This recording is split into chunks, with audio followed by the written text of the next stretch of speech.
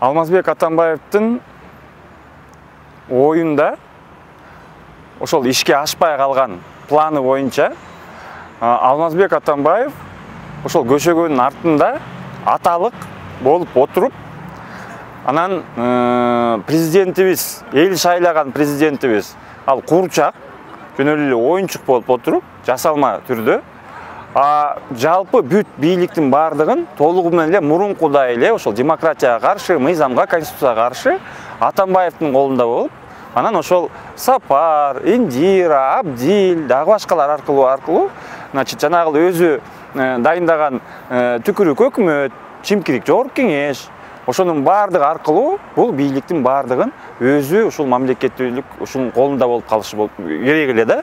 Ошол ою ишке ашпай калып, ошол ич күпкүсү анан ошол үчүн кечирим сурап атат. Ал үчүн кечирим сурабашы керек.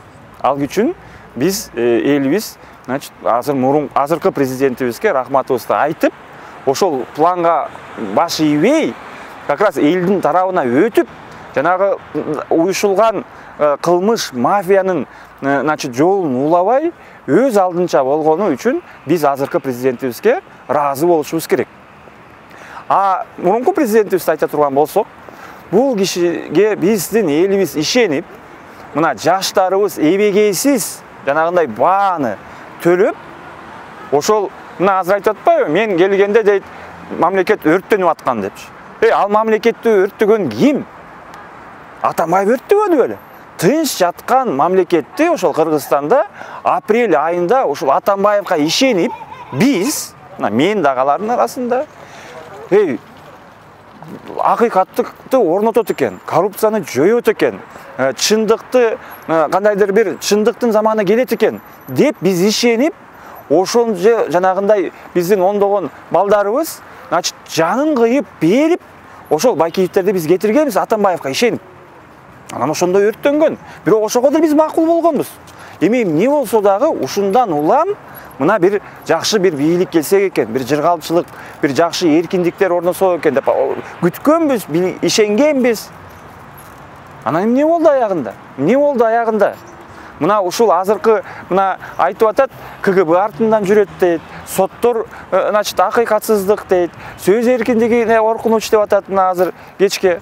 Мунун бардыгы мурун эле болбоду беле, телеканалдар жабылган. Мына Жалбырак телеканалы жабылган. Мына канча деген саясий ишмерлер мына бир сөз айтып коюп үчүп, ондоп, значит, ондогон саясий туткундар болбодубу? Акаевдин заманында бирөө экөө болчу. Бакиевдин учурунда 3-4 болчу. Ондогон бир 30-40 жай мына кишини Атамбаев камады. Ошондуктан кайдагы бизге азыр мындай бир доом атын коет, жанагы соттор соттоп аткан азыркы учурда бардыгы мына 100% өзү мактанып жүрбөдү эле, мен дайындадым мына жаңы муун таза сотторду алып келдим деп. Жанагы артынан түшкөн КГБлардын бардыгына өзү квартира тараткан. Өзү квартира таратпады беле. Значит, аларды туура жолго салып, реформаларды өткөзбөсө, акыйкаттыктын заманын, мыйзамдуулукту орнотпосо, ага ким күнөөлүү? Ошого кечирим сурабайбы? Ошол жанагы өрттөнгөн Кыргызстандан, жаш кеткен, шейит кеткен биздин балдарыбыздан, аларга бирден мамлекеттин эсебинен бир комнат квартира берип коюп, Мискинбаевдарды чардатып жанагындай, көмүрлөрдү баягыдай шантаж кылып урдатканын. Ал ошобу? Ошол баасы, ошол жанагы, ошондон ошо менен кутулдубу кыргыз элинен? Жалпы бардыгыбызчы? Бизден эмнеге кечирим сурабайт? Сооронбай Жээнбеков үчүн эмес. Ошол өзүнүн бийлигинин ошол 6 жыл эмес, бул 7 жыл отурду, туурабы 2010 жылдан бери.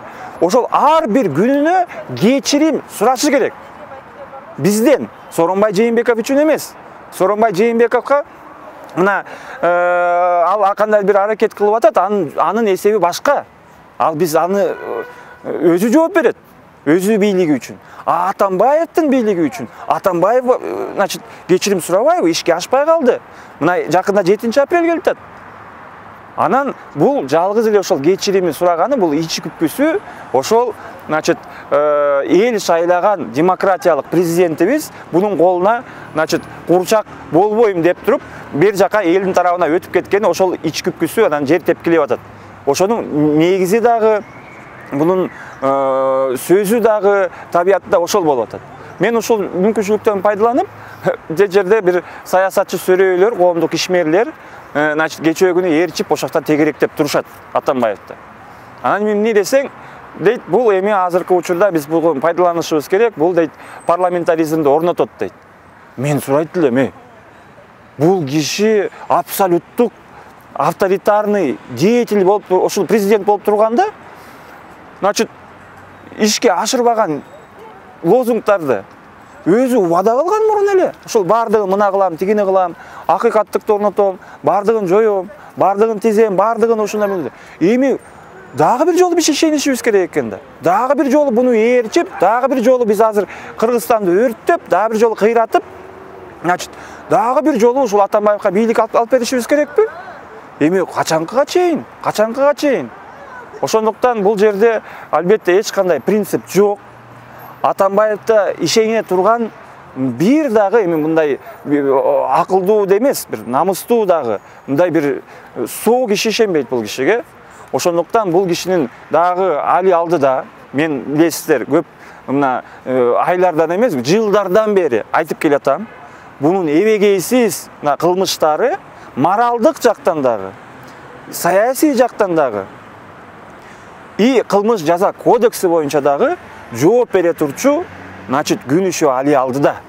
А бул болсо жанагындай кылып туруп, азыр бет тирмоону, анан кайра, значит, эми негизги бунун албетте үмүтү ошол элибизди жанагындай бөлүп жарып, анан баягы эле мурунку бир эмелер менен, значит, жаап эле, анан ошо менен байкуш кыргыз элди алаксытып, анан өзүн жакшы көрсөтүп, анан ар кандай эми булардын мурунку президенттерибиздин азыркы учурда эми кара санатай ою бир. Азыр бир жактан эле бирдемкебиз бузулуп, токтоп, чалынып калсак, анан ошол бул ошондо чыга калат дагы, ошого, значит, ошо менен, значит, өзүнүн бир ишин улантат деген ою ишке ашпайт. Элибиз акылдуу. Бир азыр 10 жыл менен мурун кандайдыр бир салыштырмалуу, азыр баягыдай регионалдык болобу, бөлүнүшү жок. Кудайга шүгүр, азыр элибиз азыр сыртка чыгып келгенден кийин башка болуп калды, жаштарыбыз да башкача, массалык маалымат каражаттар дагы кудайга шүгүр бардыгына жетип атат маалымат. Ошондуктан мен айтат элем, бул албетте чоң трагедия. Бул сюжет мурун деле болуп келген. Мына бул жөнүндө улуу Шекспирлер дагы жанагы король Лир деп туруп жазган, ушулардын бардыгын.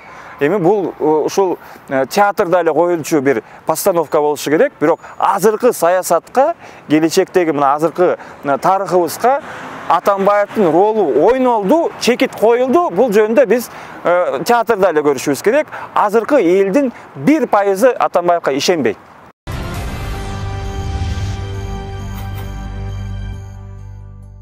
Атамбаев кечөөгүнү шымына жаба булгап алган, колун аябайт болуп, адачынча атырылып, парламентти, президентти, айтор бардыгын катуу сынга алды. Мамлекетке керек болсо бүлүк салаарын, керек болсо провокация уюштуруп, массалык бир тополоң баштарындагы кыйыр түрдө кыйытып айтып кетти. Түндүк түштүк маселеси болуп жаткандыгындагы кыйыр түрдө айтты. Бул айткандарынын бардыгы Атамбаевдин бүгүнкү күндө азыркы бийликке оппозиция эмес, азыркы бийликке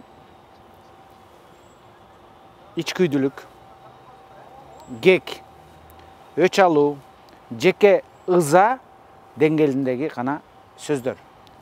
Атамбаевдин эң биринчи максаты бул азыркы аракеттеги президенттен өч алуу. Өч алуу процессинде бардык ыкманы колдонуу. Бул элди бөлүп жаруу, бул башаламандыктарды уюштуруудан баш тартпоо, бул ар кандай провокацияга чейин баруу. Аны ачык эле кыйыр түрүндө мындай түшүндүрүп айтты.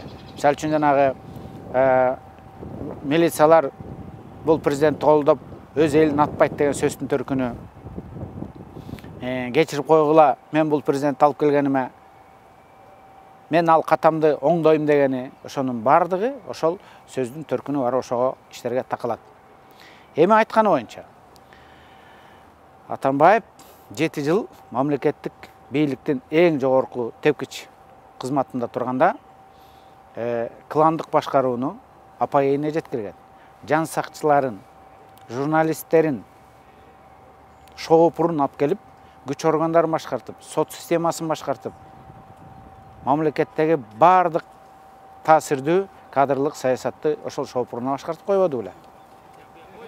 Атамбаевдин убагында коррупция апогейине чыккан. ТЭЦ, музей, ипподром, шаардын тегерегинде болуп аткан жер участоктор менен махинациялар, ошонун бардыгы Атамбаевдин айланасындагы адамдар жасалган. Баары азыр камакта турат. Саясий куугунтук боюнча Атамбаев дагы алдына эч кимди чыгарган эмес. Саясий куугунтук боюнча дагы Атамбаев биринчи тизмеде турат. Анткени Атамбаевдин убагында 20га жакын адам саясий себеп менен кесилип кеткен. Бул алар кылмыш кылган үчүн эмес. Атамбаевди сындап койгон үчүн, Атамбаевга кайчып пикир айткан үчүн, Атамбаевдин тегерегиндегилер ууру кылып аткан, аны токтот деп айткандыгы үчүн, кадр саясатындагы ашмалтай үчүн, шоопурун алып келип мамлекетти башкартып койгон үчүн, жан сакчыларын күч органдарына алып келип жетекчи кылып, билими жок адамдарды генерал кылгандыгы үчүн сындаган адамдарды алып барып, ар кандай шылтоо менен, коррупция шылтоосу менен, мамлекеттик чыккынчылык шылтоосу менен, ар кандай беренелер менен жасалма иштер менен каматкан. Көрдүңүздөрбү? Ошондуктан коррупциянын дагы, элди бөлүп жаруунун дагы, кадрлык ашмалтайлыктын дагы, кландык башкаруунун дагы атасы, идеологу, ошону апайгейге чыгарган адам бул Атамбаев. Анан күнөөлүү кыз, күнөөсүз кыздын бетин тырмайт болуп, атырылып, кечөөкү айтканы бул чектен чыккандык.